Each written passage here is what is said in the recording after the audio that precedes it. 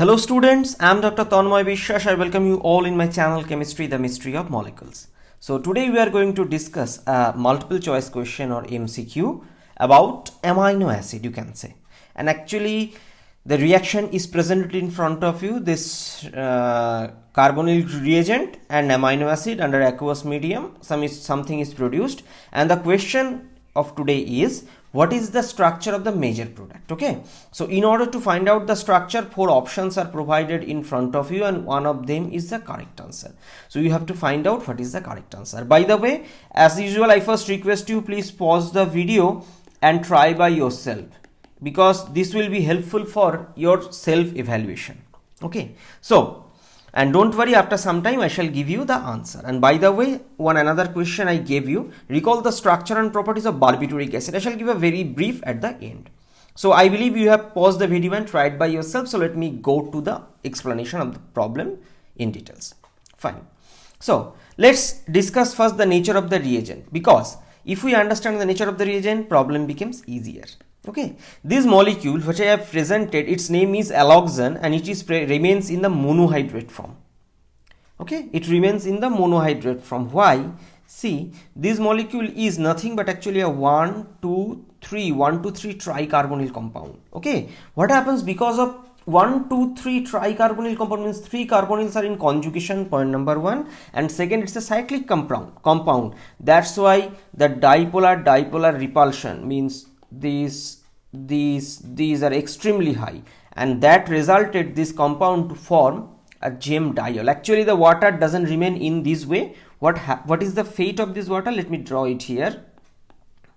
The water remains in the gem diol formation.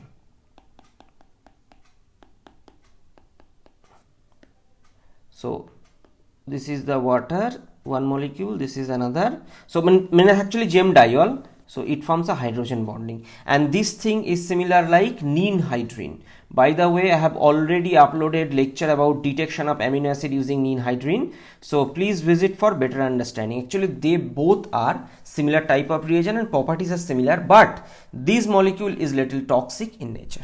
Fine. So this is 1, 2, 3 tricarbonyl compound like ninhydrin, means this is actually ninhydrin. Okay, so fine. And then middle carbon is extremely electron deficient because this is in between two withdrawing group, and the two side groups means this is attached to NH, this is attached to NH, and nitrogen has a lone pair which could be delocalized into this carbonyl. So somehow the electron deficiency reduced, whereas such kind of stabilization is not possible for this one. Okay, so that's why this middle carbonyl group is highly electron deficient, electrophilic. So any nucleophilic like glycine reacts with this one and sheaf base formation possible. This amine will attack and produce a sheaf base. I shall explain it some time. So this glycine, if you look at, this is the simplest amino acid and it do not have any asymmetric center. Okay, so generally as amino acid means this is R, and for glycine R equal to H. So that's why no asymmetric center possible. This is the simplest amino acid. And by the way, I have already dedicated a lecture on preparation of glycine and its importance. Please visit if you want to learn more about glycine. Okay, so fine. So sheaf based reaction possible, that is the similar reaction like ninhydrin, and such kind of reaction could be useful for the detection of amino acid in a destructive method. Okay, because amino acid is undergo degradation after the reaction. I shall explain here what happens. So the mechanism of the reaction, if we go first, what happens, this alloxan monohydrate first react with this NH2 and these attack. So after that what it resulted a addact formation, means this is the OH, this is the NH. I am drawing after the proton exchange, because after the nucleophilic attack the oxygen became O minus and the nitrogen became NH2 plus. So they will neutralize their electron deficiency by exchanging the proton. Fine. In next step, what is, see, the medium has amino acid. This is, so slide amino acid or carboxylic acid. So you may consider they are weakly acid. So what can happen? This OH group could be protonated to OH2 plus and become a good leaving group. And another thing, this nitrogen has a lone pair, so it can push, it can leave, and ultimately result in this. And by the way, this carboxyl acid prefer to remain in the COO minus form. Okay, so this is the sheaf base formation. So now these molecules undergo facile decarboxylation, means how it pushes here, it opens, it come back, then it goes there, this goes, it opens up. So ultimately it resulted in this one. Now I think it is quite complicated. So why this undergo decarboxylation? For that purpose, just look at this molecule. This is actually beta keto acid. Okay, so if you heat slightly, actually slight heating needed. If you heat this molecule, what happens? They undergo facile decarboxylation through a 6-member cyclic transition state and produces this ketone plus carbox dioxide. I have uploaded a dedicated lecture on this topic. You please visit if you want to learn more. Now, so why this is beta? Because this carbon is alpha, this is beta. So just look at this molecule now. With respect to carboxyl group, this is the alpha. Nitrogen you may consider beta, and beta has a double bond. And that is the main factor. So you can consider this Schiff base is an analogous molecule of beta keto acid. That's why the decarboxylation is facile. Second point, carbon dioxide is very stable molecule. So enthalpically the reaction is positive, and entropically also. Why? Because after decarboxylation, what it does, it produces, means from one to one gas molecule is produced. Okay, so that's why entropically positive. Actually this molecule doesn't produce directly, means this amine derivative. Initially what it produces means after decarboxylation, let me write it here, it produces this is an H double bond O, it produces, sorry, there will be single bond, okay, O minus, this double bond, and there is a double bond where this is a nitrogen. So you may consider this is nothing but a Schiff base between formaldehyde, means formaldehyde and ammonia. So that undergo hydrolysis, and ultimately through decarboxylation followed by hydrolysis, what it produces? One molecule of carbon dioxide, one molecule of this amine, another molecule of formaldehyde. Okay, so 3 molecule produce. The overall process is entropically highly favorable. Now look at this molecule. Here also one amine is produced. Okay, by the way, you can say that, sir, this is a enol form. What you are showing means this part is an enol. Why it don't undergo tautomerization into the keto form? Just look at this molecule little carefully. After this enol formation, these all are in conjugation, and conjugation means electron delocalization, that means stabilization. So that's why molecule prefer to remain. And another thing, there is another kind of conjugation. What do I mean? This lone pair can push, this can come, so this. So complete delocalization of my electron density possible. Fine.